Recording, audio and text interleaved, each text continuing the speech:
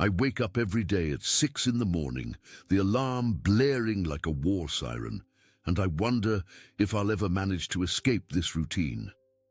The commute to the office in Midtown Manhattan is always the same. A crowded subway, unknown faces, empty stairs.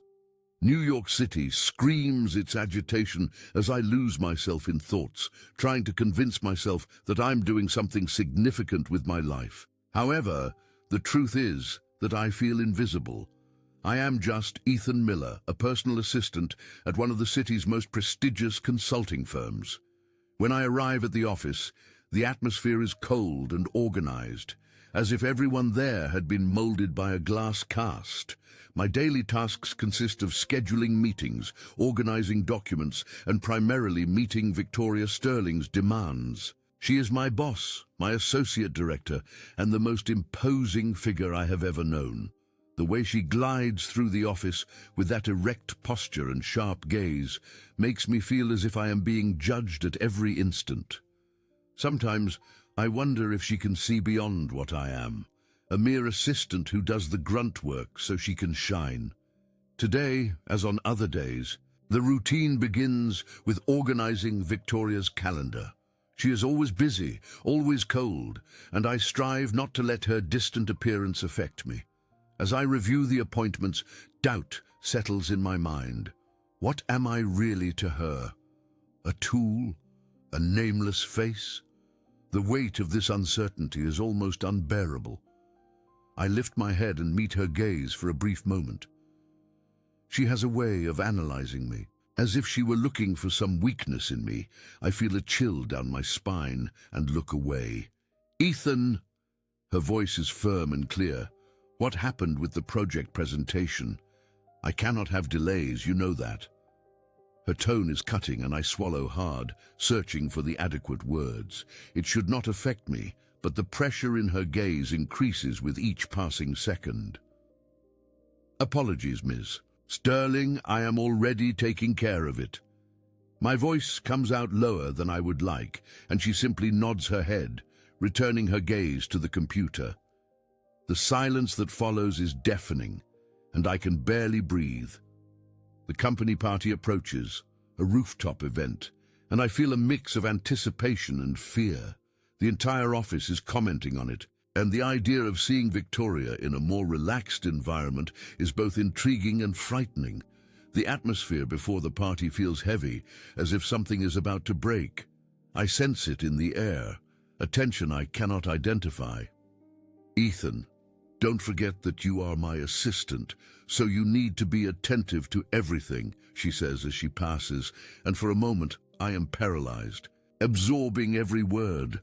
That party might be a chance to see a different side of Victoria. A part of me craves to know more about the woman behind the perfect director, while another part fears this curiosity could lead me into dangerous territory.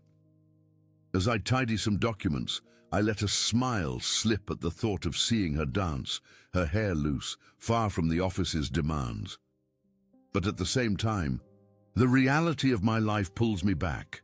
I'm just Ethan, and she is Victoria Sterling, a goddess on a pedestal, and I, a mere mortal.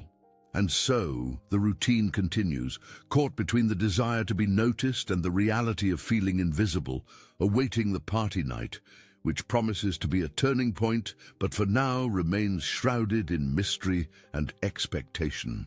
I remember how I got the job at the consulting firm.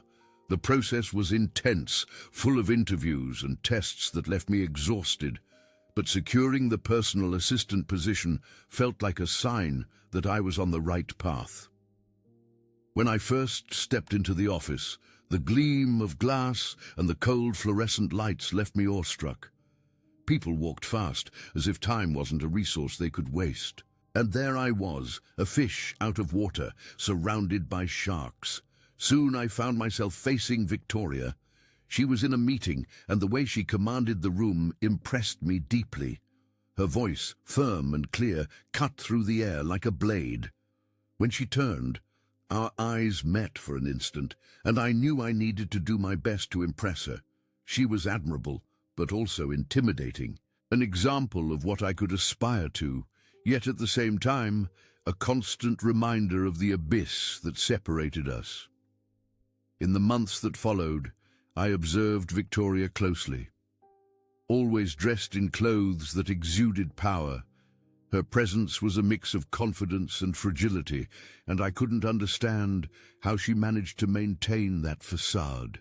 In meetings, when someone dared to criticize one of her ideas, the silence that fell was almost palpable. I could see the anger and disappointment in her eyes, but at the same time, she never let it show. She used the criticism to get even closer to success, like a machine that knew no failure. Victoria had gone through a recent divorce, and this was a subtle topic that echoed through the company corridors. As a personal assistant, I'd overhear fragments of conversations about her personal life, but whenever someone tried to touch on the subject, she'd change it with a coldness that made the atmosphere tense. I believe this resistance had become an armor, a protection against vulnerability she considered a weakness. That specific day, as I organized her schedule, I couldn't help but recall an occasion when a team idea had been rejected by her. The proposal was simple, a social event to foster integration among colleagues and break that heavy corporate ice. "We are not here to have fun, Ethan. We are here to work and be the best," she had said, as I tried to explain the benefits that interaction could bring.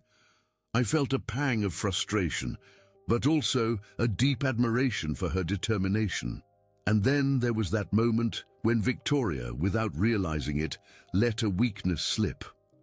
I saw her walk quickly down the hallway, and she paused for an instant, looking at a table full of team photos. Her gaze was distant, almost sad, and in that moment I realized there was more than just the successful associate director. I saw her as a lonely woman, surrounded by people yet isolated. The contrast between her public life and the solitude she seemed to carry was immense, and something inside me stirred. "Ethan, are you daydreaming today?"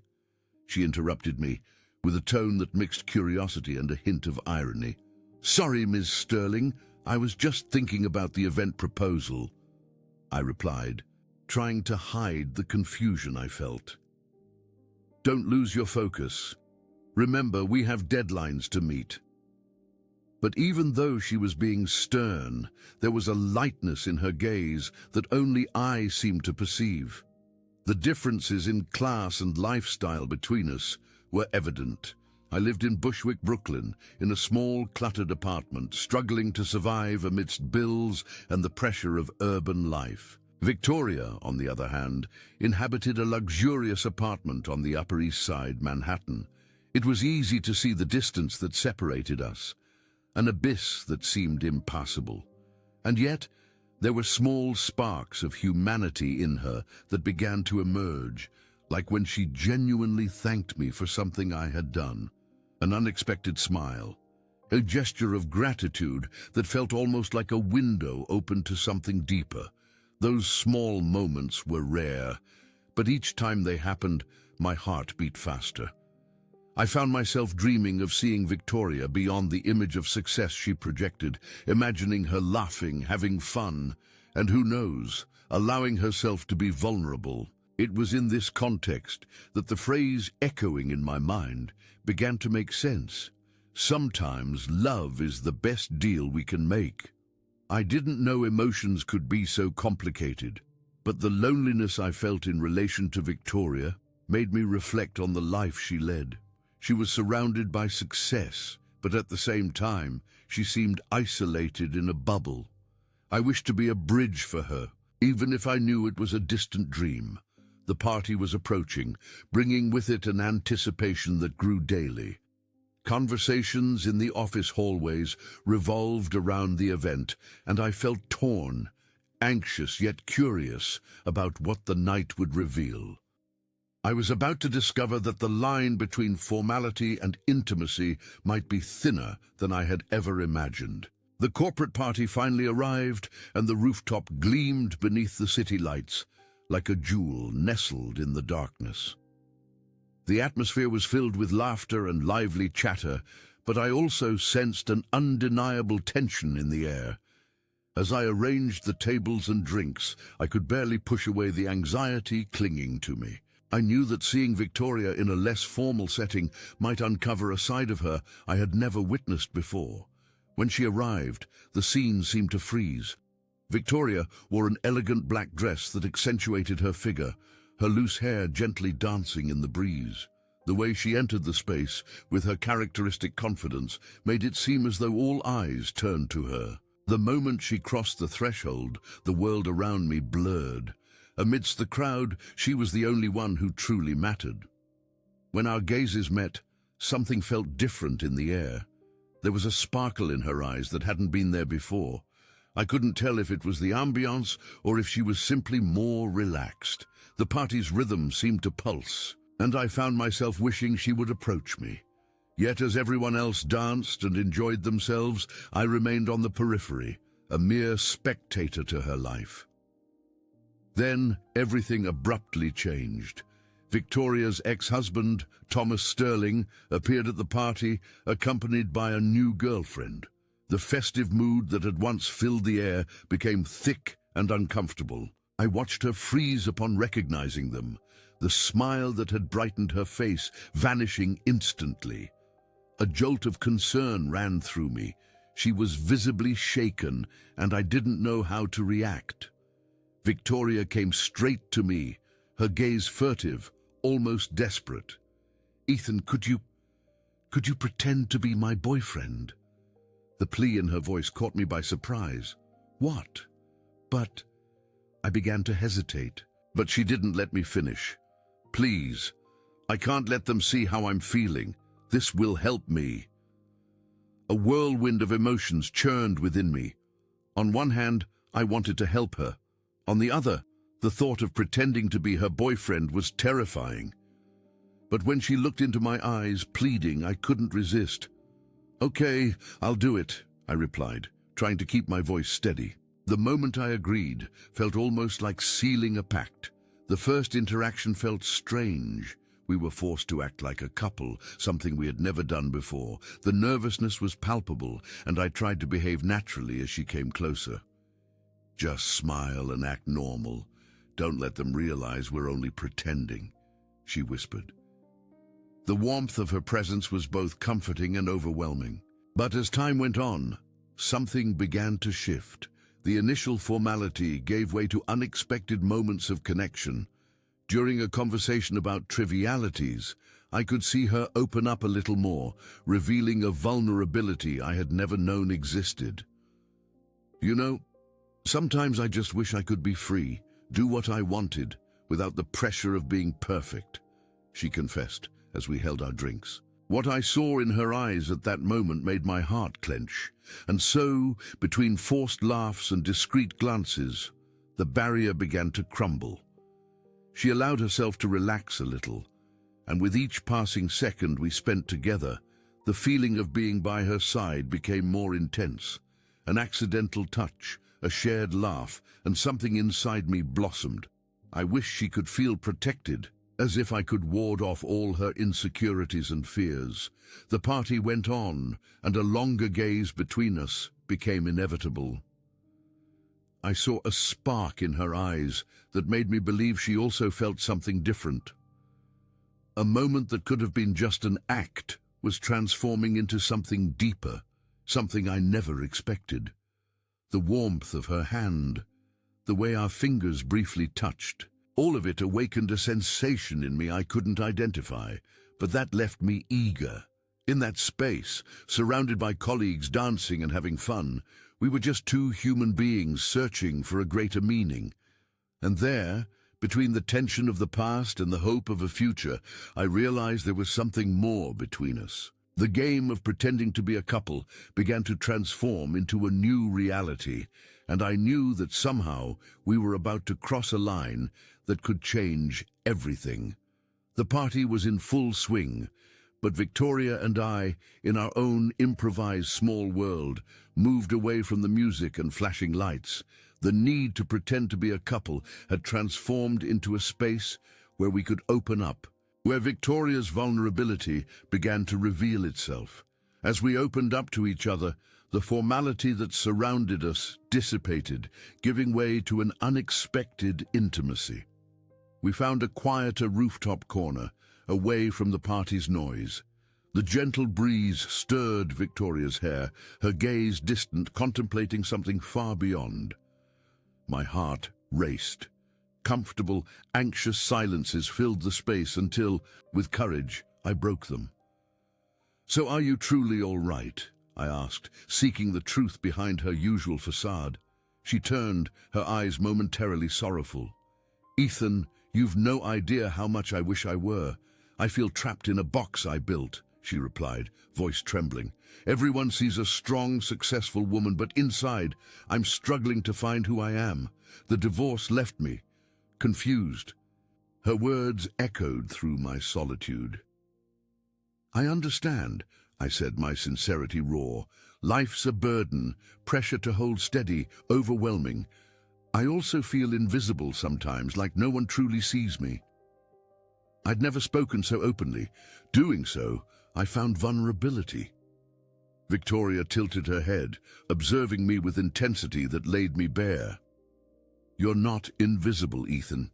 You're one of the few who truly see me," she murmured, her sincerity making my heart race. The moment was palpable with emotional weight. I knew we were in uncharted territory, where barriers dissolved, then vanished. A frank conversation followed. I exchanged confidences, revealing insecurities and ambitions.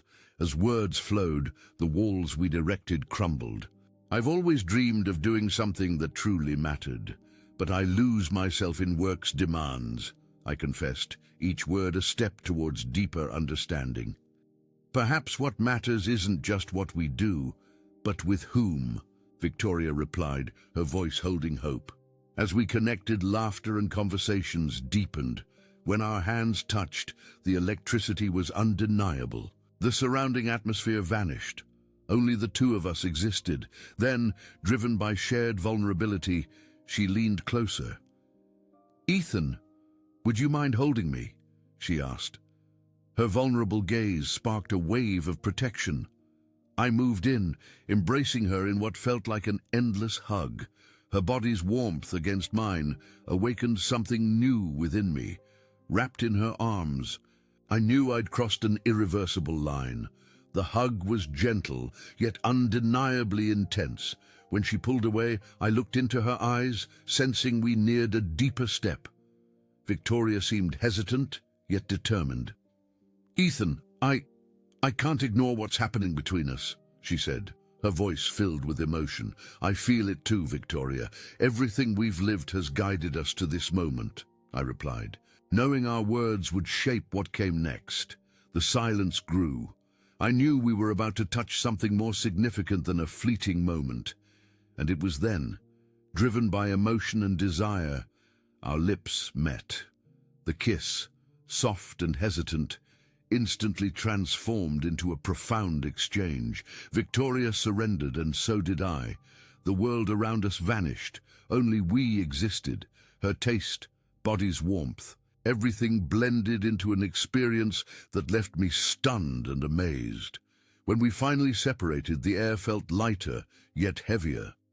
What we'd done wasn't just affection, it was a declaration, one that could change everything. A shy smile appeared on her face, and I couldn't help but smile too. "I didn't expect this," I murmured, still in shock from the moment's intensity. "Neither did I," she replied, a sparkle in her eyes making my heart race. "But sometimes we need to take risks, don't we?" As she said that, I realized Victoria was about to allow herself to be more than just the successful director everyone admired. She was allowing herself to be human, just like me. The rest of the party became a blur. Laughter, music, and surrounding conversations blended into a distant hum. What had been a corporate event became a milestone in our lives. We stayed together that night, exchanging knowing glances and words that resonated in our hearts. In that moment, everything felt possible. When the party finally ended, reality began to return. Fear and insecurity flooded my mind. How could we continue? What did this mean for us? But looking at Victoria, I knew we were ready to face whatever came next, together. After the party, everything shifted. The connection we had forged in those magical hours felt like a new life between us. In the days that followed, the intensity of that moment solidified into a secret relationship, something I never imagined I would experience. What began as an act of protection transformed into fervent meetings and profound conversations as we tried to balance our professional lives with what it meant to be together. Our first dates after the party were cautious, filled with nervous laughter and whispered words in the dim corners of cozy, unassuming bars, far from the office's scrutinizing gaze. With every moment we spent together, the barrier between us grew thinner. Victoria was more than the formidable director everyone saw. She revealed herself as a woman full of dreams, insecurities, and a touching fragility. And I watched her, captivated by each new facet she displayed.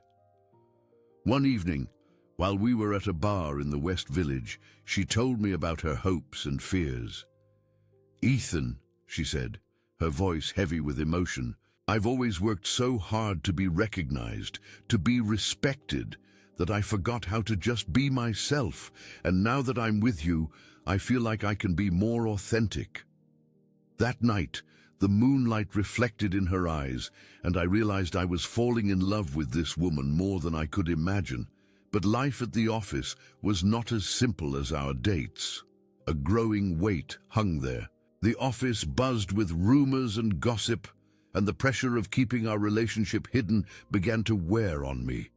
During meetings, I felt Victoria's keen gaze on me, and at the same time, the need for composure and professional distance was almost unbearable. Every exchanged smile in the office became proof that we were navigating dangerous waters. One of those days, a co-worker, Mark Jensen, commented sarcastically about how much lighter Victoria seemed. "Look at that," he said in a tone that made me shiver. "It seems Ms. Sterling finally found someone to make her smile. Could it be her assistant?" The tension was palpable. My body grew cold. The way he said it made me realize just how carefully we had to guard our secret. The fear of being discovered grew with each passing day, and this pressure was a weight I didn't know how to carry. One evening, after a particularly difficult day, we went to a cozy bar in the West Village, far from prying eyes. Victoria was nervous, her fingers tapping on the table. "Ethan, we need to talk," she said with a seriousness that made me uneasy. "I feel like this can't go on. What we're doing is risky, and I'm worried about what it could mean for both of us at work." I felt a pang of pain. "But I don't want to lose what we have, Victoria. What we're building is real to me," I replied, trying to hide the vulnerability in my voice. Her gaze softened, and I realized she was also battling her own fears. "I don't want to lose you either, but what if someone finds out? What if this ruins your career?" she said, and the sincerity of the question hit me hard. Silence settled between us, and the reality of our relationship became painfully clear. We were playing on dangerous ground, and the idea that everything could crumble at any moment left me on high alert.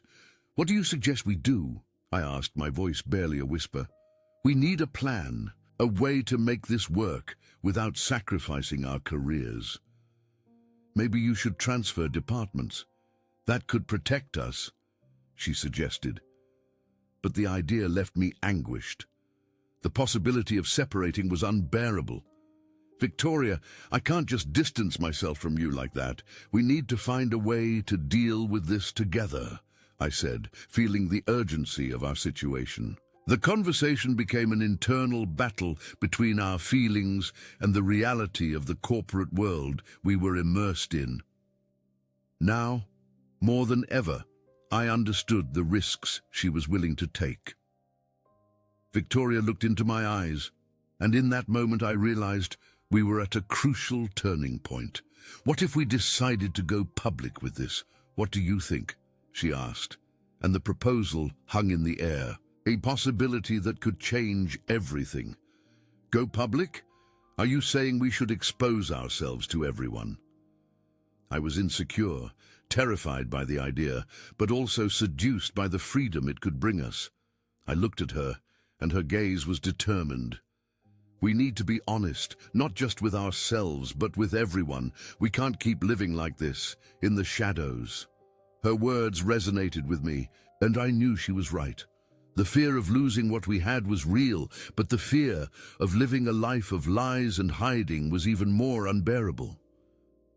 Then, let's talk to our superiors. Let's be clear about what we're feeling, I said, and the decision filled me with unexpected courage.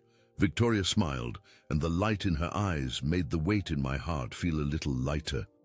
Let's do it then. We're in this together no matter what happens, she affirmed, and for the first time I felt we were ready to face whatever came our way, together. The next day brought a mix of anxiety and anticipation. It was time to face the consequences of our decision. As we walked toward the meeting, the office felt more oppressive than ever. Our colleagues passed us, and I could feel their curious stares. Victoria took a deep breath, and I discreetly squeezed her hand, a silent way to show her we were together. In the meeting room, the atmosphere was thick with tension. When we finally began to speak, the words came out hesitantly, but as we talked, sincerity and courage prevailed. Victoria laid bare our feelings, and I supported her, sharing how our relationship had developed. The silence that followed was heavy, but at the same time, there was a sense of relief. The reaction was mixed, support from some, questions from others, but deep down, we knew it had been worth it. When we left the room, Victoria smiled at me, and the lightness of the moment made me feel that we had finally taken control of our lives. The burden of concealment had been lifted from our shoulders, and now we were ready to face the world, side by side. The decision to go public with our relationship was, without a doubt, a turning point. In the days that followed the meeting, the tension in the office slowly dissipated, but the change did not come without its challenges. The reaction from our colleagues was a mix of support and speculation, and this created a new kind of pressure. Still, there was a palpable relief in being able to be open about what we felt for each other. Victoria and I found a new rhythm in our routine. The knowing glances exchanged during meetings became more frequent, and the way she called me by my first name, instead of Ethan the assistant, brought a sense of comfort and intimacy. However, we also faced curious stares and whispers, mainly from people who were not pleased with the new dynamic. This taught us to tread carefully in an environment that, even if partly welcoming, was still unforgiving. One afternoon, while we were having lunch together at a cafe near the office, I received a message from Mark Jensen. He wanted to talk about what had happened. "We need to talk about your relationship with Miss Sterling. I do not want you to get hurt," the message read. His concern felt genuine, but the way he approached the subject unsettled me. I knew he was not the only one with opinions about us. "Do you think we should worry about this?" I asked Victoria, as she nervously poked at her food. Her gaze was distant, and I realized the pressure was getting to her. "I do not want people to think this is just a phase or that I am in a relationship of convenience," she replied, the vulnerability in her voice making my heart clench. "We are together because we want to be, Victoria. We shouldn't care about others' opinions," I said, trying to inject some confidence into the conversation. Yet, even as the words left my lips, a tremor of doubt ran through me. The office pressure could truly affect us in ways we hadn't foreseen. In the days that followed, the situation grew even more strained. When an anonymous email landed in my inbox detailing an inappropriate workplace relationship between us, my heart sank. The email's content was cruel and rife with insinuations. It was a clear attempt to discredit us, and the very real possibility of losing our jobs became more tangible with each passing day. That evening, I decided I needed to talk with Victoria. I went to her apartment, an elegant space always impeccable, a reflection of her organized life. As I stepped inside, the scent of dinner she'd prepared lingered, a stark contrast to the thick tension hanging in the air. "Hi, Ethan," she said, attempting a smile, but I could see the worry in her eyes. "Victoria, we need to talk about the email I received," I stated, and her expression hardened. "I got one too. I don't know who's trying to sabotage us, but this is serious," she replied, the frustration palpable in her voice. We sat down at the table, and the dinner that should have been a moment of intimacy morphed into an emotional battlefield. "What are we going to do? We can't let this destroy us," I said, anxiety coiling tighter within me. "If we don't take action, this could affect our careers in ways we can't foresee." Victoria nodded, but her gaze was distant. It wasn't just the pressure of work. It was the sheer emotional weight we were both enduring. "Perhaps we should bring this to our superiors. We need to be proactive and explain the situation before they decide to act on their own," I suggested. Victoria hesitated, as if the very idea terrified her. "What if they decide to fire me because of this? I can't afford to lose my job right now," she said. The raw vulnerability in her voice sliced through me. "Victoria, you're not alone in this. I won't let you face this by yourself. We are a team, and we need to do this together," I replied, holding her hands. The physical touch, even amidst the crisis, was a potent reminder of what truly mattered. The next morning, we decided to face the situation head-on. The meeting was scheduled with the CEO and the Human Resources Department. As we walked towards the conference room, the weight of uncertainty was almost unbearable. Victoria squeezed my hand firmly, and that gave me courage. We began to explain the nature of our relationship, emphasizing that we were both adults, capable of separating our personal lives from our professional ones. The initial reaction was cold. They listened intently, and the expressions on our superiors' faces remained neutral. After our explanations, the silence in the room felt endless. Finally, the CEO spoke. "We appreciate your transparency. However, it's important to remember that this type of situation can have consequences. We will evaluate how we can manage the situation without compromising the company's integrity." The rest of the meeting was a blur of words and phrases I couldn't process. We left the room more relieved that we had spoken, but uncertainty about the future still hung over us.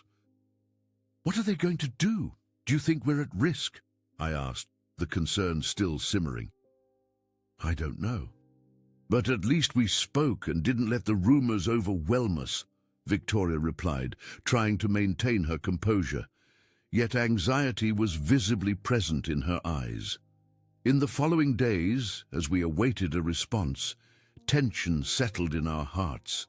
We were approached by colleagues who seemed genuinely concerned, but also by those eager to make sarcastic comments about our relationship. Every laugh, every furtive glance was a constant reminder of our situation's fragility. One night, as we watched the rain fall through the window of Victoria's apartment, she turned to me, her eyes shining with renewed determination. "Ethan, no matter what happens, I don't want to lose you. We can get through this. I want you by my side, not just because of work, but because you've become a part of me," she said, her sincerity echoing in my heart. I pulled her close, wrapping her in a strong embrace. "We're in this together. No matter what comes, we'll face the future as one," I assured her, and the warmth of her body against mine began to dissipate the anxiety. Finally, after what felt like an eternity, we received the company's answer. The Human Resources Department informed us that, although the internal procedure was complicated, they had decided not to take any punitive action. provided we continued to maintain an appropriate professional relationship in the workplace. The relief was immense, but it also brought new responsibilities. The path ahead wouldn't be easy. The challenge now was balancing our relationship amidst an environment that could easily turn against us. But as I looked at Victoria, I knew the struggle would be worth it. We were ready to face the world, side by side, with renewed courage. After facing the consequences of revealing our relationship, office life began to stabilize. The relief of not being penalized by the company brought new vitality to both of us. The pressure that had once lingered over our shoulders slowly began to dissipate, and with it, we started to rediscover what it meant to be together, now free from the burden of secrecy. Our relationship blossomed at a new pace. The knowing glances exchanged during meetings grew more frequent, and the way Victoria now called me by my first name instead of Ethan, the assistant, brought a sense of comfort and intimacy. She seemed more relaxed, and I too allowed myself to be more truly me, without fear of what others might think. Still, we couldn't help but feel the curious stares and whispered comments that continued to circulate. One afternoon, as we had coffee in the office cafeteria, I recall a moment that began to shift everything again. Victoria looked at me, her eyes shining with an intensity that made me feel she was about to share something significant. "Ethan, I've been thinking about us and the future. We need to talk about where we're going," she said, the seriousness in her voice stopping me from taking another sip. Before, conversations like this were only about work or our weekend plans. But now, hearing her words, I realized the weight they carried. "What are you talking about?" I asked, a pang of anxiety beginning to form in my stomach. The truth is, even though we've overcome a lot, we're still in an environment that can be complicated. I don't know how our relationship can progress if we continue to live amidst this stigma, she replied. Those words hit me with an unexpected force. For a moment, I stayed silent, thinking about everything we had faced. I knew what she said was true. No matter how brave we were, the workplace still presented its challenges. But what do you suggest? Should we leave this behind and move on, or what do you have in mind?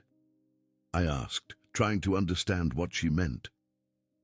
I was thinking that perhaps we should consider the possibility of a new beginning, a place where we can be ourselves without the pressures and the scrutiny. I'm thinking about moving cities. What do you think? Victoria said, and her proposal made my heart race. The idea of leaving everything behind, the company, the rumors, and starting anew was simultaneously terrifying and exhilarating. Are you serious? Move cities? I don't know if I'm ready for that, I replied, a mix of fear and hope in my voice. It's a huge change. What if everything goes wrong? What if it's not what we're hoping for? Victoria took my hand, her fingers intertwining with mine firmly. Ethan, I don't want fear to stop us from living what we have. I want more for us, and I believe this is the step we need to take. We can't let others define our future. We need to take control, she said, her voice full of determination. What she was proposing felt unreal, yet looking into her eyes, I realized I also longed for a change. The idea of a new beginning, a place where we could truly be ourselves, sounded deeply alluring. A new city, new opportunities, and most importantly, a new chance to live our love free from the shadows of the past. If that's truly what you want, then I'm prepared to try, I responded, taking a deep breath. The thought of leaving felt daunting, but it also carried a quiet promise of liberation. From that moment, we began to plan what would be the next chapter of our lives. The decision to move cities wasn't easy. There was so much to consider, jobs, friends, everything we were leaving behind. But together, we started figuring out what truly mattered, what we really wanted. With each conversation, each planning session, the connection between us deepened, and the anxiety I'd felt began to shift into a quiet excitement.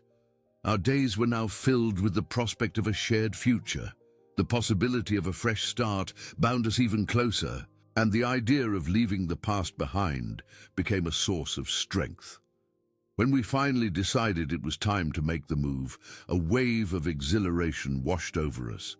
We were ready to face the unknown, together. And for the first time, the uncertainty of the future felt less daunting. It was an opportunity, an invitation to an adventure. And together, we could do anything.